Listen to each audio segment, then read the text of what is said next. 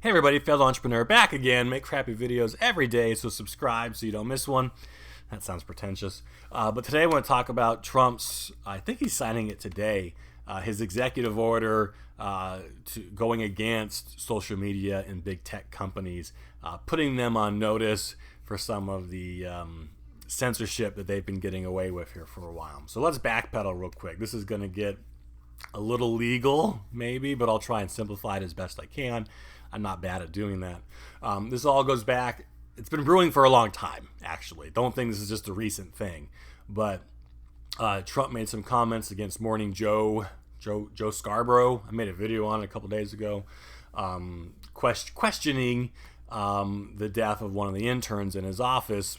There was like a cold case, mysteriously fell down or knocked her head and died. I don't know if you know anyone who's done that, but that's kind of weird to do that in your boss's office. Anyway, don't censor me, please. He made some tweets about this. I don't know why. I don't know what comes of it. I don't know what good I don't know why he's doing this, except Trump maybe was just bored or something. Who knows? But he got in a lot of Twitter trouble because they didn't like him sharing conspiracy theories or threatening or attacking Joe or something. So would they fact check him? I don't think they censored him, although people wanted to. I think they just did a fact check and, well, this isn't true or something like that. Well, I don't know. It's a cold case. Anything's plausible until they solve it, I guess, right? And I like Joe Scarborough. Just putting that out there. He's not that bad. He's probably one of the better ones, I think. But anyway, but Trump doesn't like this. This is not new.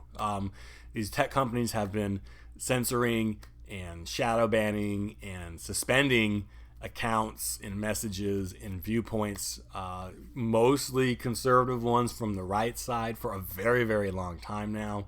I think did they suspend Ted Cruz or Rand Paul or some senator even got like his account blocked or something for just talking about a bill or a law. I don't know, whatever. But it happens a lot. Mainly, no surprise, to people with point of views that are center right. However, it's not everybody. Recently, Michael Moore, I saw, got a taste of this when he had a new documentary, just like in the last day or two, got taken down from YouTube because they didn't like the message. It was not a very glowing piece on green energy, I guess. He kind of questioned some things in the green movement. And YouTube struck his video down, censored him as well.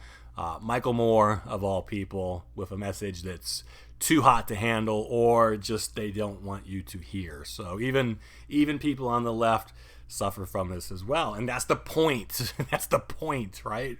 If they can censor you for your views on one side of the aisle, you better believe they're going to do it on the other. This affects everybody. And so I've had conversations with people in the past, and they either seem very apathetic, they didn't seem to care, or I think, well, it doesn't affect me, so it's not my issue, which is incredibly narrow and frustrating and short-sighted.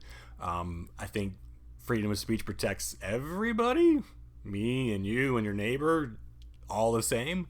And then when we start picking and choosing what speech is acceptable and who's protected, then you get into really sticky, messy issues. And these tech companies have so much power over what we say and what we see more and more every day, especially with Corona and how we're all isolated and that we can really only communicate via technology like we are now.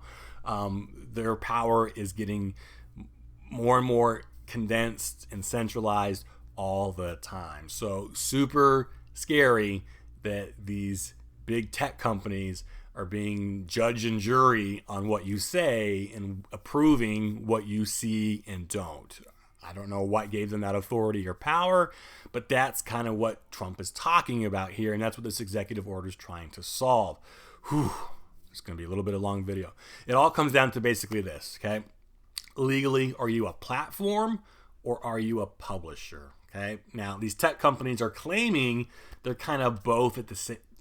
They're acting like they're both at the same time, and these things are not mutually exclusive. or they are mutual. They don't work together very well. All right, let's simplify this real quick.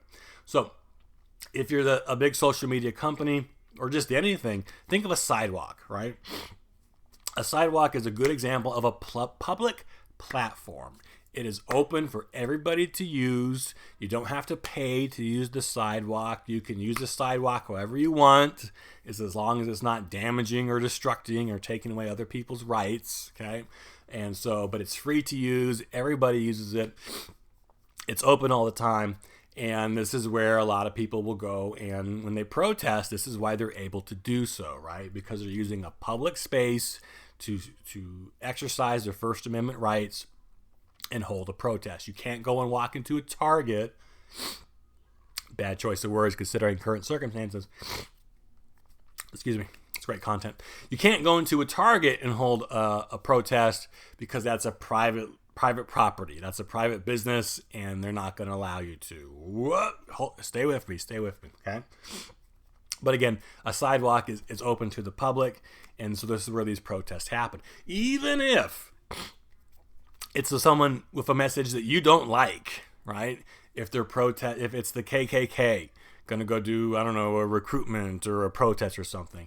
If it's the protesters in Minneapolis from the other day, okay? If it's someone against global warming, for global warming, it doesn't matter. It doesn't matter, okay?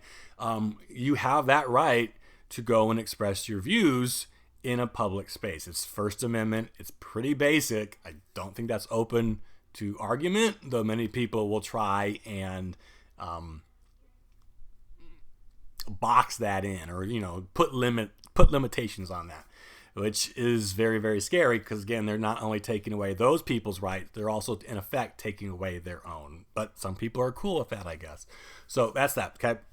Versus a publisher. Now, a publisher would be like a newspaper publisher, a book publisher, someone who's taking a lot of content, point of view, messages, stories, and they are picking and choosing what gets put to print. It's not open to everybody, okay? We all can't go and write pieces for the newspapers, and they have no reason or obligation to give us all, to use that paper, their service to go and send our message out to lots of other people. You just can't do it, right? They pick and choose, and so if something's published, they looked at it, they agreed with it. There's a lot of stuff that doesn't see print because they don't agree with it, and so it gets killed, okay? Kind of, if your story's not good enough, I guess you could say it's censored or something, okay? So that's the difference between publisher and platform, okay? Now, again, what's happening here is these tech companies claim to be platforms. This is open for everybody to use and start sharing your points of view, and which is fine. But in reality, as soon as they start to edit, to censor, to strike down, to take down, they are losing that free public space. They lose platform status, which they claim they have, which gives them protection. Everyone can use that to speak their point of view. They lose that status, and they firmly become a publisher, right?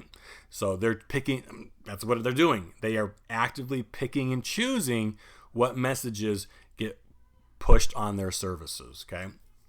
And that's where things become an issue on many accounts. First of all, I don't know, again, who gave Twitter the power to decide what's right or what's wrong, or what you're able to see and what's too dangerous for you to see, what's true and what's not, who's fact-checking the fact-checkers, who even gave them fact-checking status in the first place. That's scary on itself.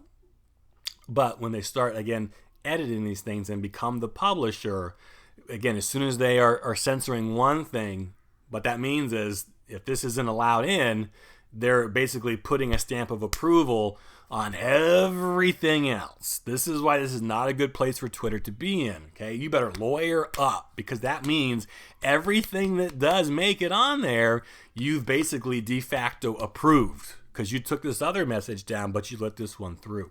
So everything else, right? And there's a lot of garbage on there, you're legally responsible for. So you better watch out, because you could get sued into oblivion with all the very questionable content that gets pushed on there. But wait, for me, I'm talking things like pornography, underage pornography, terrorism, ISIS, Al Qaeda use it quite a bit to communicate and spread their message and recruit. And a lot of those things are okay. They don't, I guess, violate Twitter's terms and services. But is that okay? That's something that probably isn't okay to do, right? But freedom is not okay.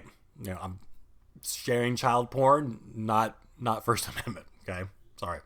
And so, but when they do, and other things too, sick videos, people getting like, it's a mess, right? And so, I'm trying to finish up. Yeah. So when they pick and choose, they're basically giving those really, really bad things the stamp of approval. That's A-okay. And that means that they're liable then to be sued, just like a newspaper could be sued if it's doing like slander or something like that. Well, they're open up to a lot of lawsuits as well. So they don't want to be publishers. They want to claim platform status because that gives them legal protection from basically anything that gets put on there. But you're not acting like it, okay? Basically, you're gating the sidewalk. You're choosing who gets to get on and use it. And basically, everyone that gets through the door, you're saying they're okay, even if they act horribly afterwards, right? But wait a minute. But they're a private company. But they're allowed to do whatever. You just said you can't go into a Target and protest. So why are you telling this company and their product what they can and can't use? That's a good point. That's a good point. But here's the problem, right? We've gotten to a point in the world where these big tech companies, whether they like it or not, they've become so big. Congratulations to them. They've become so big. They basically are, you can argue, the 21st century version of the sidewalk. Does that make sense, right? Twitter is where we go to communicate and to talk, especially with social distancing and Corona now. Can't even go outside. So these, just like we're doing right now, right? These digital services is how we communicate now, right? It is how we express ourselves. They are the new version of the sidewalk. And so, again, whether they like it or not, and again, it's kudos to them, congratulations. But this is where we communicate and share ideas. And if there was a lot of different other messaging apps out there that were I'm not saying they're monopolies, but they're kind of close to that, right? And that's where the problem is. If there were other options out there that were as big and powerful and mainstream, then you know what? They probably could, because you don't want to walk on this side of the sidewalk, then go walk on the other. Does that kind of make sense? Again, it's murky, but that's basically the thing, is that they are the sidewalk now. YouTube, Twitter, Google is how we... Raise your hand if you use Yahoo. Raise your hand if you use Bing. Raise your hand if you use GoDuck. What's GoDuck? It's out there, right? And so, can't have it both ways, right? If people want to be an idiot online, let them be an idiot, right? As long as it's not terrorism, like I said, child porn, or you're like legit threatening someone or posting videos of like murder, I'm pretty wide open with free speech and what it entails. But some of that stuff is slipping through on these platforms, and they don't want to be sued rightfully for that. Then you need to act like a platform and less like a publisher. So we will see how this goes. I don't know what teeth are in the executive order to enforce this. Executive orders are never a great way to get long-lasting change. But I think it's more just to put these tech companies on notice that they better watch it, because there's been a lot of monopoly talks around them already. And this is just another strike against them, abusing that monopoly power to the detriment of the American public. That's my point of view. If you disagree, awesome. Hey, let me know in the comments. And hopefully this doesn't get censored by YouTube. I doubt it. No one cares about failed entrepreneur. But I don't know. Stranger things have happened, I guess. So thanks for watching. I got things to do today. I know you do too. Hopefully that clears it up. And we will definitely see how this shakes down. All right. Catch you later.